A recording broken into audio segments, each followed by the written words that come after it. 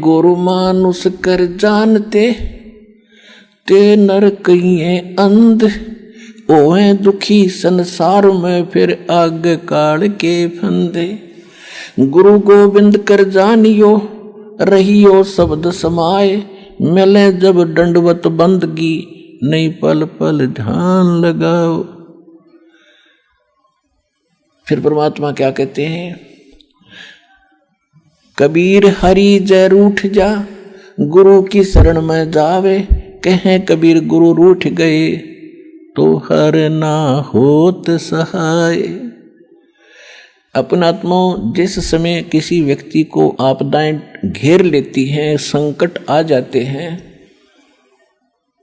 तो वो क्या कहा करे, अपने आप ही कहता है कि मेरा राम रूठ गया, मेरा भगवान रुष्ट हो गया, मेरा राम रूठ गया, इसलिए मुझे ये कष्ट हो गया, मेरा बेटा मर गया, ऐसे वो फलानी चीज होगी, मेरी भैंस मर गई, हमें कष्ट आ गए, मेरा राम रूठ गया। राम कब रूठता है कि जब तक हमारे पुण्यों का दौर चलता है तो हम कोई भी साधना करते हैं शास्त्र विरुद्ध या ना करते हैं तो भी हम सुखी हैं, और जो भक्ति करते हैं वो ये सोच रहे होते हैं कि जो भक्ति मैं कर रहा हूँ किसी भी देव की, इससे मुझे सारे सुख उपलब्ध है। ये हमारी भूल थी, बालकपन था। अब पता चलेगा जिन भगवानों को तो आप समझते थे कि ऐसा कर देंगे, वो कर ही नहीं सकते। एक पटवारी ने आप समझो प्रधानमंत्री वाला काम कर देगा, इससे मुझे हुआ था, तो उसकी भूल थी। तो फिर क्या बताते हैं कि जैसे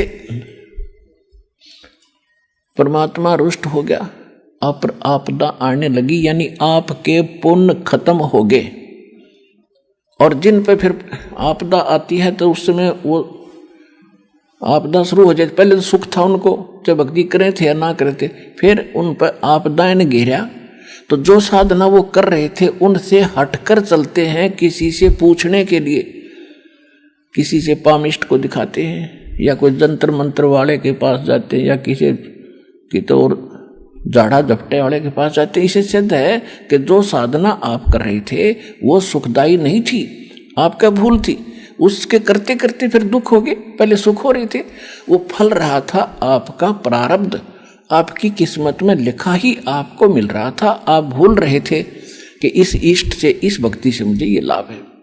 चलो फिर आपके ऊपर आपदाएं आ गई, आपके पुण्य खत्म हो गए। अब सुख कैसे हो कि पुण्य फिर मिले, फिर पुण्य हो। तो परमात्मा कहते हैं कबीर हरि जय रूठ जा, गुरु की शरण में जावे, कहें कबीर गुरु रूठ गए हर ना होत सहाय।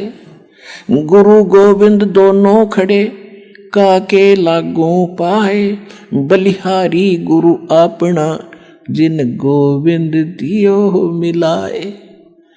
अब देखना, इस एग्जाम्पल को सुनना।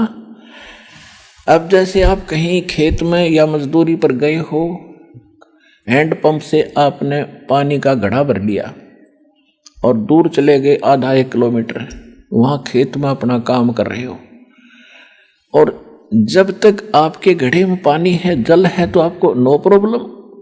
और जब उसकी तली दिखने लगी, 2 गिलास पानी रह गए और आधा दिन शेष बचा है, तो आपको आपत्ति आई, प्यास लग गई और वो खत्म हो गया उसमें जल, तो आपत्ति आ गई आपके ऊपर के, जल खत्म हो गया, प्यास सता रही है।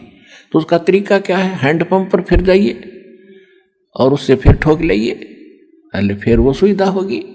तो कहते हैं कबीर हरि के रूठते गुरु की शरण में जावे। अब जैसे राम रूठ गया, यानी पुण्य खत्म हो गए, तो फिर कहते हैं हैंडपंप की शरण में जावे। और जब हैंडपंप खराब हो गया, यानी आपने गुरुजी के साथ, आपने जो गुरुजी से ही बात बिगाड़ ली, गुरुजी को रुसा दिया। गुरुजी कब रूठेगा, जब आप मर्यादा नहीं रखोगे। मर्यादा नहीं रखोगे तो गुरुजी रूठ गए, क्योंकि ये सारा खेल मर्यादा के ऊपर चलेगा। अब जैसे गाड़ी बना कर दे दी पिता ने, ले बेटा चला, और बेटा राम पंचर करके उसमें कील गो का खड़ा हो गया, तो पिताजी उस पर खुश होगा पिंतर करके खड़ा मूर्ख, जान के करे अनजाने हो जाए उसका इलाज है। तो जान के करने वाला तो रोज तय कर लेगा। तो इसलिए आपको समझा जाता है कि ये क्रिया नहीं करना, ये करना, तो तब गुरु रूठेगा।